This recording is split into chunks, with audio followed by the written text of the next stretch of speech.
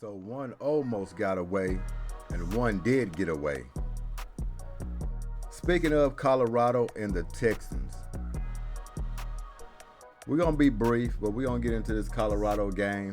All I can say about this one is Shedeur Sanders. The boy has no quit in him. They had no business winning that game. Missed assignments, blown coverage, defense just not stepping up, allowing long drives. They got to be the worst offensive line in football. And what I mean in football, wherever football is played, they're the worst offensive line. Wherever there's 22 players on the field, Colorado's offensive line is the worst in football. I don't like to harp on it because I know those young guys trying to do their best, but they're going to get their quarterback hurt seriously. And I don't know how Shedeur Sanders is going to last through this whole season. I really don't see it. At this rate, with that offensive line trying to hold up the way they are, he's not going to make the whole season. It's impossible. And I'm not trying to wish nothing bad. That's just what happens. A twisted ankle, anything, roll over on this, bumped into that. When you have your offensive line just collapsing the way it is and you got these big guys coming there laying hits on him constantly, he just keeps getting up and fighting, no quit in him. The man's tough as nails, he's a dog, and they had no business winning that ball game, and they pulled it out. Colorado, I don't know what to say. Because if you come in next year and you have all these issues fixed, my goodness, if you just have an offensive line, we're talking about a great and a hell of a team. But they have the talent. We said that multiple times. They have the talent. They just need more people in there that's really going to key in on what they're doing. Now, I know Prime in the press conference and all this stuff, he said he felt like he hyped this team up. He done gave him the speech. They should have been more ready in this ball game. I don't know what the case is. I really don't, because it seems like it's being said every week, and then you come in lackluster. You can't get behind the 8 ball in every game that you play. Every time Colorado plays a team, they behind the 8 ball. They got to play catch up. Think about what this team can do if they was up by 14-21 in the first quarter. They're going to coast. There's no way you can catch them. But they're starting too many games behind the 8 ball. Down 14, down 21, down 28, and got to have a miraculous comeback that they run out of gas and end up losing. They won this one. Wasn't a high-scoring game, but they're glad and happy to get it, because there's no way you can look at this game and say, whoa, Colorado, they should have won this game. They should have blew them out. Yeah, if they came out the right way. You can't start the game the way they start games. You can't do it. They are very fortunate to come out of this ball game. Very fortunate. And Shedeur Sanders, like I said, no quit. This guy willed himself, would not allow this team to lose. I'm checking out the box sheet. I got it pulled up here. But he will not let this team lose. No quit in him. He said, forget it. I'm not going to pass no more. I'm going to run. I'm going to run people over. I'm going to win this game with my legs. And that's exactly what he did. But man, the shots he was taking. Each game he's taking hit after hit after hit, and he keeps on getting up. Now he's young. Bones are strong. You heal faster with bumps and bruises. I understand that. But I'm saying time is going to run out sooner or later. He keeps taking these blows every time he drops back. It seems like he's got to go under duress, under pressure, trying to make plays. And it's tough. But he single-handedly did this one. He was 26 for 42 for 239 yards, 5.7 on average and 1 touchdown. I mean, nothing that just shoots off the score sheet or the box sheet. But hey, he did a hell of a job just willing this team to victory. Running game, you pretty much could say was non-existent a little bit, but 10 carries for 58 yards, 5.8 on average. Anthony Hankerson, he did what he could do when he touched the ball. Didn't touch it a lot, but when he touched it, he made something happen with it. Dylan Edwards, lately he just been kind of on a downslide, Dylan Edwards. We expect more from him, more explosive plays. This should be a guy should be all purpose, running the ball and catching the ball. But lately here, past few weeks, he hasn't really stepped, he hasn't really jumped off the charts, playing a hell of a ball game. But whatever that has to do with, I know it has to do with the offensive line, of course. I mean, you're not going to keep giving these guys the rock if the offensive line is not holding up. Doesn't make sense. So your running game, Shedeur Sanders is doing what he can do for what they have, especially offensive line-wise. He has to scamper around. He has to make magnificent plays on the run, just create stuff.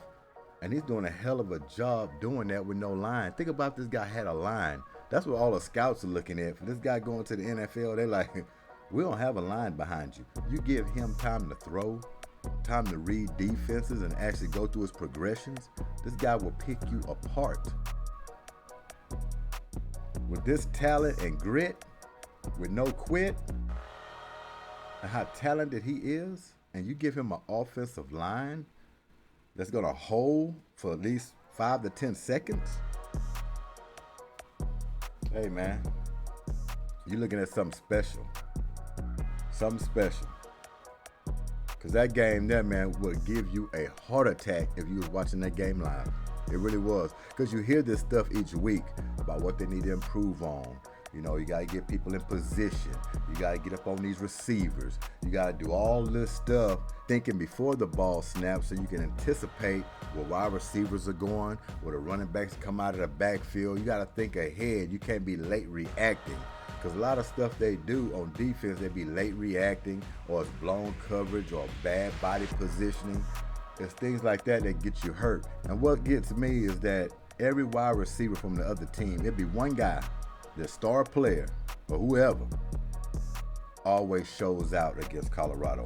One receiver will have 12, what he had, 12 catches for 134 yards, 11.2 on average. Elijah Badger, that's the guy I'm talking about. You can't allow their star receiver, or just one receiver, just get off the whole game. And that's what Colorado does. They allow one guy to beat them. And that guy, 12 catches for 134 yards. He had a hell of a game. Hell of a game. They didn't run it that well either. It was basically a tie for us running the ball. But they got to figure it out. Wide receiver wise, Javon Antonio, 5 catches, 81 yards, 16.2 on average. He had a touchdown. And Jimmy Horn Jr., you expect more explosiveness from him, but he shows out. 5 catches, 49 yards. You can expect more from him, almost 10 on average. So it kind of will spread it out a little bit for the receivers for Colorado. They got to start getting 100 yards wide receiver or more on a regular basis. And we still have to remember that Travis Hunter is out. We understand that. But this team is still good enough to still win ball games in his absence. They're still good enough. They're just not keying in on the details. The details is whipping them bad. But yeah, man, that offensive line, we could talk about them every week. It's just when you see them consistently drop back and not having time and getting hit, it's frustrating to watch. And this game could have got away from them. And it would have been a sad song on their part if they weren't able to pull it out against the Sun Devils. Because you needed that. And luckily Superman came up and opened his chest and flipped his wrist and won the game. So shouts out to Shedeur Sanders. Man, you talk about grit. Heart, fight, want to, going to, have to. Just get this man some time. That's all I gotta say. Get this man some time. But let's get to those Texans, man. And that's what I meant by almost got away and did get away. Because Colorado almost let this one get away, but the Texans did let it get away. And that's the frustrating part. This is pretty much brief, because if you watch the game, you know exactly what happened with the Texans. Red zone and third downs. This team had too many 3-and-outs. They kicked too many field goals. You have to get touchdowns in the red zone. It's very simple. There's nothing really to break down and talk about here. When they get in the red zone, they have to score touchdowns. You're going to let your field goal kicker be the superstar highlight of the afternoon? I don't think so. By the way, before I get started, this is Making It Monday. So y'all enjoy it. Get it over with. Tuesday will be a little better, even though it's terrible. But at least you made it from making it to terrible. Because it can't be terrible if you don't make it. Just saying. But yeah, the Texans let this one go. Atlanta Falcons is not better than Houston Texans. I'll tell you that right now. Yeah, they got a lot of young talent. I know the running back is solid. We know about B. Robinson. He showed out. He did what he can do. Ritter, I like him. He's a good quarterback. I like watching him play. Pitts, he's another guy out there catching balls. Wide receiver / tight end could be either or. Real good. Run after the catch. So they got some players over there.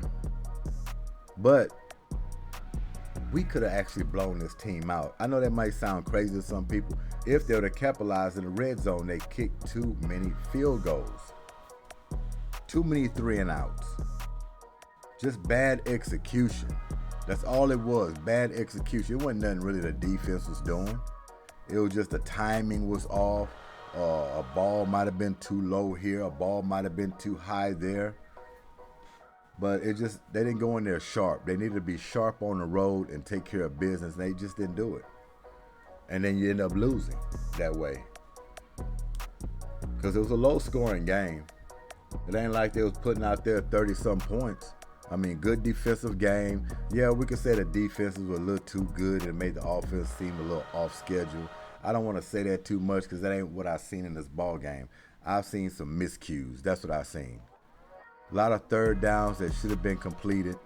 A lot of red zone situations that should have been touchdowns instead of field goals. And that's what's going to hurt you. So yes, the Houston Texans let this one go. They did. And I've stated before, they got bigger fish to fry coming on the schedule, and that's why you need to win games like this against the Atlanta Falcons. I just hate that this one got away. I really do, because it was very winnable. It was there for the taking. Just couldn't make that splash play to take the lead or get a 2-score lead. And another thing that frustrated me a little bit, why are we not pushing the ball down the field like we did in previous weeks? I don't care if it's covered. I don't care if it's not a place you can squeeze it in. Still throw the ball over the top. How many times did we go to Tank Dell?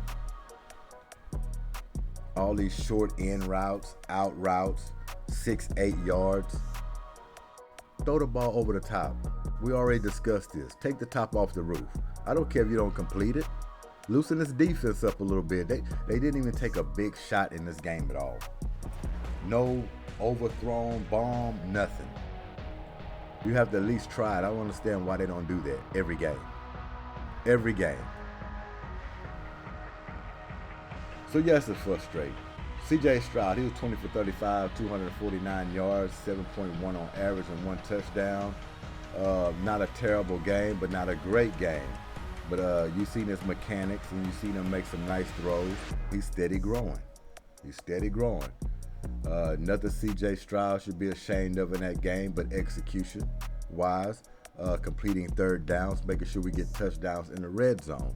That's the only criticism I have for this. Before it was a floor game, he had a good, perfect floor game. It was just some miscues. When you needed a third down pickup, you didn't get it. When you was in the red zone, you settled for field goals. That is the knock on him in this game. Dameon Pierce, we had a little running game going, but not too much. He got 20 carries for 66 yards, not even 4 yards on average, 3.3. So it was a little bit to mix it up a little bit to open the pass, but it wasn't a big splash that you wanted to see to have that balance. And if they was able to cut that loose, it might have been a different result. But even without a running game, still could have won and beat this team. Dalton Schultz, he showed up, 7 catches, 65 yards. He caught some very good big balls for first downs as well. He finally came through in this game. And another thing, the only touchdown we got was late, right? We took the lead. Even though it was a lot of time on the clock, I kind of figured they only need a field goal to win the game. So defense had to be real crisp. They had to be real tight and get a turnover, get a sack, get some deflections. Unfortunately, we weren't able to get it. They was able to position themselves to kick the field goal, and it is what it is. It was a good game. Nothing to be ashamed of in this game. They didn't get blown out. They didn't play a piss-poor game towards the Texans. They fought. They came ready for this game. It was just a miscues on offense. And then we could say the defense, if the defense would have stopped them, then we would have won the game because they wouldn't have got in field goal range to kick the field goal. Yeah, we can say that too. But you got to understand the defense stood up for us the whole ball game. The offense was the letdown. We put that defense out there too often. So they're not going to be able to hold surge all the time and through the whole game. Give them a break. They don't allow them to score 21 points. Could have been less than that. 21 points. That's good, great defense. And we scored 19 when they should have had 30-something yesterday afternoon. Easily 30-something with these miscues. So yeah, it was a well-played game for us both sides. Watching it, exciting. No blowouts. Went down to crunch time and ended up losing on a field goal, which those are the ones that break your heart every time when you fight through the whole game and then you lose on a field goal. It's almost like you'd rather get blown out than lose in the final seconds of a ball game. But one team has to lose, and it was the Houston Texans. And like I said, they could be proud, but they also know they let one get away, and that kind of messes up your sleep a little bit. They have to do better. They just have to do better at executing in the red zone, getting touchdowns, executing on third downs, completing those plays. Because they had a lot of third and shorts, and they just couldn't pick them up. 3rd and 4, 3rd and 5, 3rd and 6, 3rd and 7. They could not pick them up. So it's frustrating. Tank Dell, 3 catches, 57 yards. See, he should have been targeted more. Tank Dell is a type of wide receiver that can go over 100 yards every game if you make it a focal point to get him the ball. But if you're trying to play this floor game and trying to get everybody involved and not really making a focal point to get him the ball over the top and underneath, then you'll have games like this. And I know you want to keep everybody satisfied, but you got to want to win games too. Sometimes you got to have one receiver who's going to take charge over the rest of the guys. Get that 100 and something yards. Because if you look at the box sheet, you had Dalton Schultz, 7 catches for 65 yards. Tank Dell, 3 catches for 57 yards. Nico Collins, 3 catches, 39 yards. Robert Woods, 3 catches, 30 yards. You see my point? All these receivers with 1, 2, 3 catches barely even made 50 yards each. You got to have a guy that's going to stand out, that's going to lead charge in the receiving group, which could be Tank Dell. It could be Nico Collins too. But make it a focal point. I don't care what the defense is doing. My guy is going to beat him, especially one-on-one. So they got to look into that. It's okay to spread the ball around and all this kind of stuff too, but you got to get your best players the ball. Any way you can do it, you got to get your best players the ball.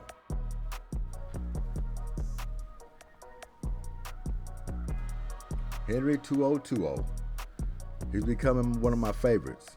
The guy's in the mix every game. He ended up with 12 tackles, 6 solo. Come on now. Jalen Petrie, glad he's back. 11 tackles, 7 solo. And he's out there making plays, Petrie, tipping balls, covering guys, laying the wood. Blake Cashman, he showed up. 9 tackles, 5 solo. Jimmy Ward, all these guys, man, they played a hell of a game. Along with Will Anderson, Steven Nelson, the whole crew on that defense played balls out. Pause. But balls out. And there's no shame in this defense. That's why I say you can't put it on them and say, well, they should have stopped them that last drive, would have won the game. Shit, it probably wouldn't have been a game if they didn't stand up the whole game. It wouldn't have been this close. You'd have seen Atlanta with 35 points if they didn't play and do their job. So you can't say that. The offense didn't come through. They kept putting the defense out there too quick. So they got some stuff they got to clean up. But overall, this team is on the rise. I can see the different attitude and how they approach games. I can see it. Now they just got to get fine detailed on certain things of making sure when they do get in the red zone, they have to get touchdowns. That is the main thing. You can't win in this league kicking field goals, not against the great teams. And Atlanta's not even great and you lost kicking field goals. So that ought to show you. You have to get touchdowns in that red zone. And the Texans are good enough to get touchdowns every time they get in the red zone.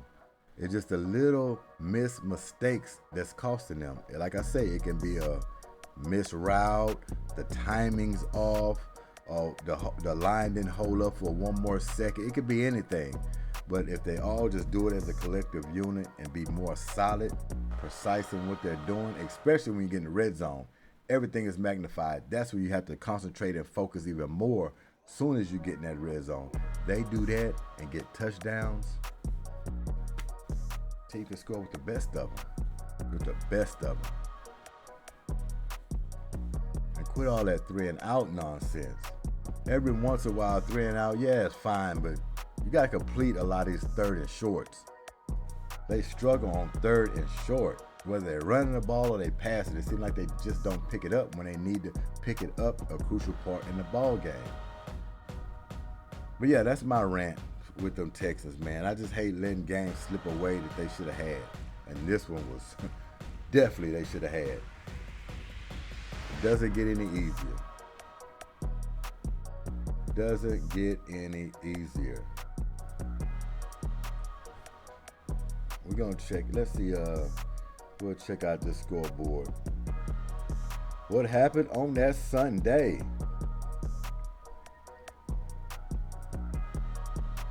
And of course, Monday night, Packers and Raiders. Hope y'all tuning in on that one. I don't know if that's a highlight for y'all or not, Packers and Raiders. I guess so. You know, both of them are up and down, not doing too well, but they need a win. They both need a win.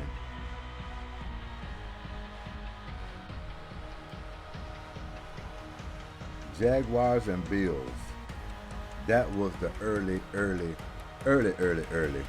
morning game on Sunday. And that one surprised me. I did not want the Jaguars to beat the Bills. And they did. You don't know what you're going to get from the Bills. You just don't. They show up explosive one week. Next week, they look like a 500 team, or a team that's just battling, trying to get in the playoffs, or they're a championship team, or they're borderline, or you just don't know. But Jaguars got them 25-20. And I don't like seeing the Jaguars at 3-2, especially when Houston should have been at 3-2.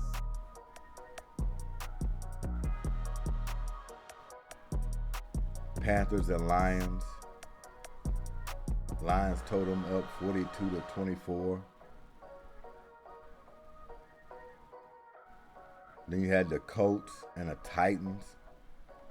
Colts got that one, 23-16.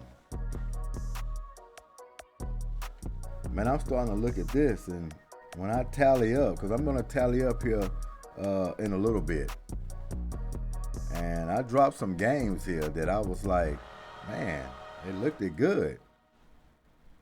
They looked real good.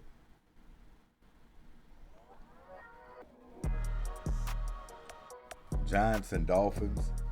We kind of knew what was going to happen with that one. 31-16, Dolphins. They 4-1.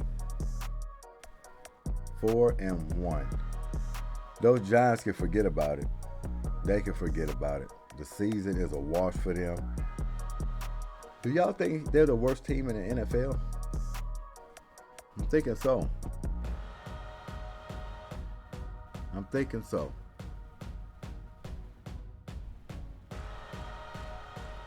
Saints and Patriots. Oh, man. Where's Tom Brady when you need him? Everybody's talking about Bill Belichick. Is he a great coach or just all Tom Brady all those years? The man is 1-4, got a goose egg on Sunday. Unbelievable. Yeah, they going down. I don't know how long Bill Belichick can take losing before he decides to hang it up. He might go one more season, but if it continues like this, won't be no more Billy. No, Billy be gone. Billy be gone. Ravens and Steelers. I like the outcome on that one. We already know those are rivals. Every year. Got the same record to start out, 3-2. 17-10. That sounds like a Ravens and Steelers battle. 17-10. Bengals and Cardinals. Those Cardinals acting like they wanted it at first. Bengals finally got themselves together and decided to go ahead and win the ball game. They needed it too. They needed it. Because I say they didn't get that one. They could forget about it. They're 2-3 with that win. Yeah, you couldn't beat the Cardinals. Oh yeah. Sad song is coming for you for the rest of the season. Y'all would have had to hang it up and put Burrow on ice and save him for next season. They would start thinking that way. They'll drop that one. Chiefs and Vikings. We knew which way that one was going to go, but you got to give it up to the Vikings for standing there fighting. They didn't get blown out. It was 27-20. They hung in there for the most part, but it is Patrick Mahomes and the Kansas City Chiefs. They was expected to win, and they pulled it out. So, no shock. They just got their train moving. Going to have to keep an eye on them getting later in this season as well. I don't think they're looking to drop any more games. And that Cowboy and 49er game, 49ers just, what we say? They had a party.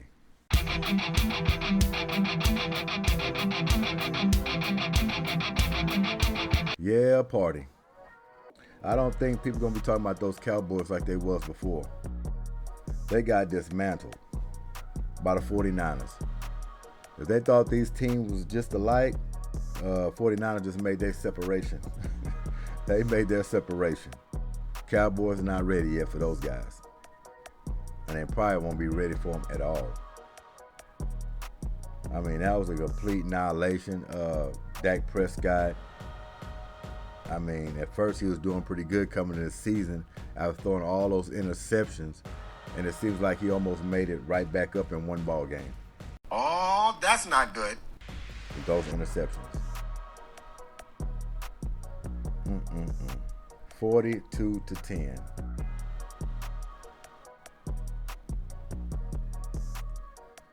So yeah, that is it for Making It Monday.